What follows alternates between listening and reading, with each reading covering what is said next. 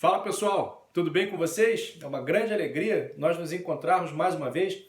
Na semana passada nós refletimos sobre o Dia de Finados, porque a igreja tem essa data no seu calendário litúrgico, qual é o sentido dessa data, dessa celebração dos finados. Eu deixei com vocês 3 questões e agora eu estou aqui para poder corrigir então essas questões que eu tinha deixado para vocês na semana passada. A primeira questão pergunta: qual é o sentido da celebração da memória dos finados? O sentido é nós recordarmos os nossos entes queridos que já partiram deste mundo, que já cruzaram o limiar dessa vida, entrando no mistério de Deus. Então nós fazemos memória daquelas pessoas queridas, nós rezamos por elas, porque essas pessoas, como todo ser humano, tem suas fraquezas, tem suas limitações, tem seus pecados e necessitam da misericórdia de Deus para alcançar a salvação. Então, nós rezamos uns pelos outros, né? Nós sempre fazemos isso, oração de intercessão. Olha, reza por mim porque eu vou passar por uma cirurgia, reza por mim porque eu vou fazer um exame importante, reza por mim porque eu estou desempregado, né? Isso na igreja é muito comum. As pessoas rezam umas pelas outras. A gente chama isso de oração de intercessão, quando você pede por outra pessoa. Fazemos isso pelos nossos irmãos que já partiram também. Eles já partiram dessa vida, mas eles ainda podem ser objeto da nossa oração. Então rezamos por eles. É isso que nós chamamos, no dogma católico, de comunhão dos santos. Essa comunhão que supera os limites da vida e da morte. Os cristãos estão unidos de uma maneira misteriosa, de modo que, mesmo que eles morram, eles não deixam de estar unidos. A minha oração por alguém que já faleceu, ela pode ser ainda uma oração eficaz. Isso é o mistério da comunhão dos santos. Também é a oração dessa pessoa por mim. É uma comunhão tão forte que existe entre os batizados, entre os cristãos, que ela transcende a vida e a morte. É isso que o dogma católico da comunhão dos santos diz. Tá bom? Então esse é o sentido. Principalmente fazer memória dos finados e rezar por eles. E também acaba nos recordando também sobre a realidade da morte. Aquilo que foi dito para Adão, né, no livro do Gênesis, depois do pecado: lembra-te, homem, que és pó e ao pó retornarás. Então essa realidade da morte, ela precisa estar sempre diante dos nossos olhos. A qualquer momento nós podemos ser chamados ao encontro com Deus e precisamos estar preparados para isso. Então a gente não pode viver como se a gente fosse ficar aqui para sempre. A nossa vida, ela caminha para esse dia, para o encontro com Deus, e a gente precisa se preparar para isso. Então também tem esse aspecto pedagógico de ensinar a gente a viver da melhor maneira, de maneira que o Senhor nos encontre na amizade com Ele. Não nos encontre num estado de rebeldia, num estado de desamor, inimizade com Ele, mas nos encontre fazendo a vontade dEle, né? Fazendo aquilo que nós devemos fazer. Então, celebrar também a memória dos finados também nos prepara para isso. Questão 2. Por que para o cristão a morte é uma passagem? Porque para quem crê, a vida não é tirada, mas apenas transformada. Nós, cristãos, nós acreditamos que depois da morte a gente não deixa de existir. Foi aquilo que eu expliquei para vocês na semana passada. Não é que você tenha deixado de existir, não é isso.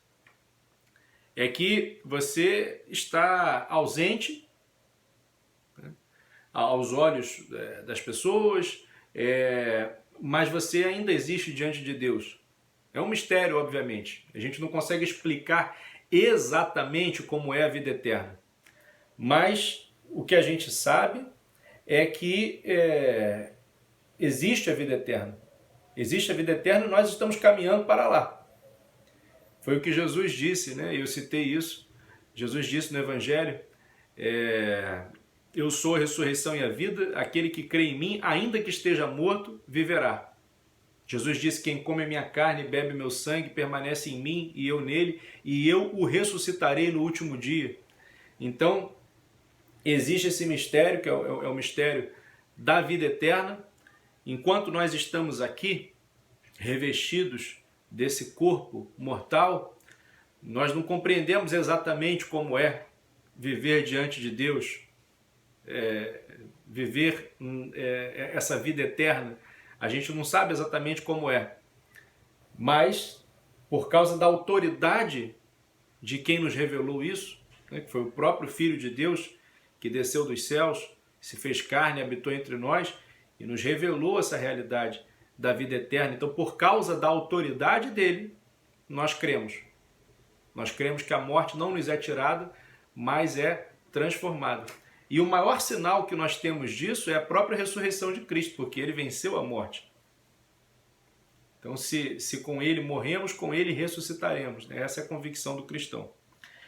3. Em que consiste a ressurreição da carne conforme o credo da igreja? Então, o credo da igreja, o que é o credo da igreja? É aquela oração que, na verdade, é uma compilação dos artigos principais da fé católica e que nós rezamos sempre aos domingos. Creio em Deus Pai Todo-Poderoso, Criador do céu e da terra, e em Jesus Cristo, seu único Filho, nosso Senhor. E aí a oração vai se desenvolvendo e lá para o final da oração nós dizemos assim: creio na remissão dos pecados, na ressurreição da carne, na vida eterna. Amém. Então, o que significa essa ressurreição da carne? Para a igreja, nós um dia também ressuscitaremos com Jesus. Então, essa ressurreição da carne é aquela ressurreição que vai acontecer de todos os homens que já morreram, desde o princípio do mundo. Essa ressurreição vai acontecer no fim dos tempos. Na parousia, que é um termo técnico na teologia, que significa a segunda vinda de Jesus. Então, na parousia vai acontecer, então, essa ressurreição da carne. Toda a carne verá a glória de Deus. Nós não fomos feitos para a morte, e se Jesus ressuscitou, nós com ele também ressuscitaremos. Fomos feitos para a vida eterna diante de Deus. É isso que a fé católica ensina, né? E eu disse isso quando eu falei para vocês da Páscoa, já faz bastante tempo, né? Foi lá no primeiro semestre, a gente fez um vídeo sobre a Páscoa e eu expliquei para vocês o seguinte, que a ressurreição de Jesus rompe o caráter definitivo da morte. Por quê? Porque nele está o caráter definitivo da vida. Tanto que ele diz aos discípulos: eis que faço novas todas as coisas. Então haverá novos céus e nova terra. E todos nós viveremos com ele, né? Essa é a fé católica a respeito do fim dos tempos. Então a ressurreição da carne é esse mistério que diz que nós não fomos feitos para a morte, mas ressuscitaremos com Cristo. É isso que a igreja ensina, tá bom? Espero que esse conteúdo tenha ficado bem claro para vocês. Na semana que vem, então, a gente volta com conteúdo novo. Tá bom, galera? Grande abraço. Deus abençoe vocês.